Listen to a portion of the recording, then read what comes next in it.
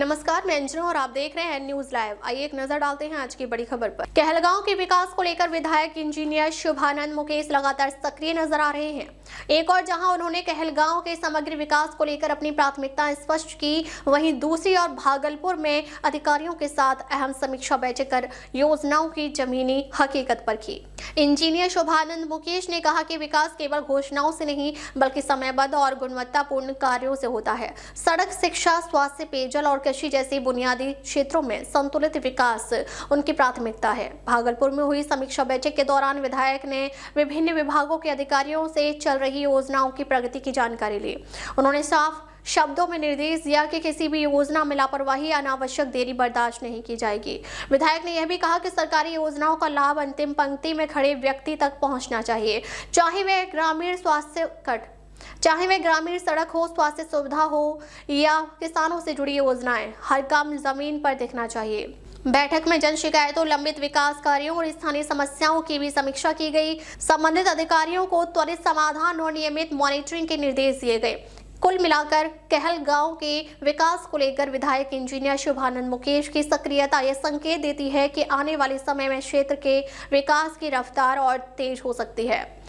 अब देखना होगा कि योजनाएं कितनी जल्दी जमीन पर उतरती हैं। कैमरा पर्सन राकेश के साथ मैं अंजना। नमस्कार, आप देख रहे हैं न्यूज लाइव। मैं हूं संतोष कुमार झा। आज हमारे साथ मौजूद हैं खास बातचीत में इंजीनियर शुभानंद मुकेश, माननीय विधायक कहलगांव विधानसभा। उनसे जानते हैं, इन्होंने आज समीक्षा बैठक की। जी, बहुत बहुत स्वागत है हमारे चैनल में। धन्यवाद आपका भी कि आप लगातार मेरे साथ हर चीज़ों को कवर करते हैं, तो आपको भी बहुत स्नेह। और इस चैनल के माध्यम से सभी व्यूअर को भी कहूँगा, भाई कहलगांव की जो जितनी भी अपडेट आपको लेनी है तो इस चैनल में बने रहिए, सब्सक्राइब कीजिए। हम लोग भी सब्सक्राइब किए हुए हैं, आप लोग भी लगिए। कहलगांव का विकास के लिए एकदम लगे रहते हैं। सप्तऋषियों की तपोभूमि है कहलगांव, और कहीं न कहीं तापभूमि है, संताप भूमि बनते जा रहा है। कहलगांव की 3 अंतहीन समस्या थी जिसको मैंने प्रमुखता से बार बार दिखाया है। NH80 धूल और जाम। चलिए, NH80 तो बन गया, लगभग कंप्लीट होने पर है, लेकिन धूल और जाम आज भी वहाँ की अंतहीन समस्या है। इस संदर्भ में मैं आपको बताना चाहूँगा कि इस संदर्भ में DM साहब को भी कहा है और SSP साहब से भी बात हुई है और ADG साहब को भी अभी कहा है। एक जो वहाँ पर अभी तक कहलगांव के पूरे इलाके में ट्रैफिक पुलिस की व्यवस्था नहीं है, ना वहाँ पर यहाँ से आवंटित है। तो ट्रैफिक पुलिस की पहली 10 ट्रैफिक पुलिस की हमने आग्रह किया है SSP साहब को कि वहाँ पर भेज दीजिए ताकि विधि व्यवस्था वहाँ पर सुदृढ़ हो सके। पुलिस उतनी पुलिस बल है नहीं कि ये सुबह से शाम खाली जाम हटाने में सक्षम है। तो ये पहला है। दूसरा, ADG साहब से भी आग्रह किया है कि यहाँ इंस्पेक्टर रैंक देते हुए, एक पदाधिकारी देते हुए यहाँ पर 20 से 25 ट्रैफिक पुलिस की आप पदस्थापना कर दें ताकि जब तक NH80 और 4 लेन कार्यरत नहीं हो जाता तब तक ये जो ट्रैफिक जाम की व्यवस्था में हम लोग को कठिनाई न हो। कहलगांव में उत्तरवाहिनी गंगा और समग्र उत्तरवाहिनी है। इतनी लंबी उत्तरवाहिनी गंगा कहीं नहीं है और डॉल्फिन अभयारण्य क्षेत्र भी है। गंगा कहीं न कहीं प्रदूषित हो रही है। गंगा के लिए कोई योजना हो तो आप क्या प्राथमिकता से काम करेंगे? देखिए, आपको 1 से 5 जब मैं शपथ लेने गया था, इसी बीच में वहाँ पर जो एजेंसी सीवरेज ट्रीटमेंट प्लांट बना रही है गंगा, एकदम उत्तरवाहिनी गंगा के किनारे में बना रही है, तो उसके टीम को मैंने बुला के समीक्षा की थी कि क्या कठिनाई हो रही है, क्यों उसमें देर हो रहा है। क्योंकि सारा जो शहर का नाला है वो अभी जो गंगा में जा रहा है, गंगा जी में जा रहा है, तो उसको रोकने की ज़रूरत है। तो वो सीवरेज ट्रीटमेंट प्लांट की कंपनी से बात किया, बताया कि नया वो जितना इन लोगों ने सोचा था उससे कहीं ज़्यादा इन लोगों को काम करने की ज़रूरत है। तो नया उन लोगों ने बजट के लिए दिया है प्रस्ताव और उसकी सहमति संभवतः विभाग से मिल गई होगी या प्रोसेस में है, उसके बाद काम शुरू हो जाएगा। विक्रमशिला महाविहार आज भी उपेक्षा का दंश झेल रहा है। एक तरफ नालंदा पूर्ण विकसित हो गया, समकालीन है, और आज विक्रमशिला अपने तारानहार का बाट जोड़ा है। शुभानंद जी, आप तारानहार बने। नहीं, मैं आपको बताता हूँ, अब विक्रमशिला की ही बारी है।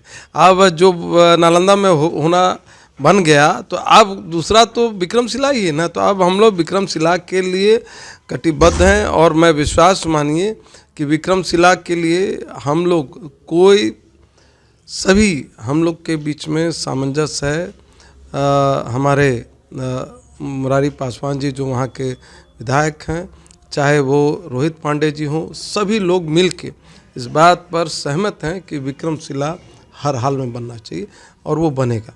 इसमें चाहे हमारे सांसद जी हों, हमारे जितने विधायक गण हों, सबका सहयोग हम लोग को मिलेगा। सप्तऋषियों की तपोभूमि चाहते हैं संस्कृति नगर घोषित हो, आपसे बहुत अपेक्षा है।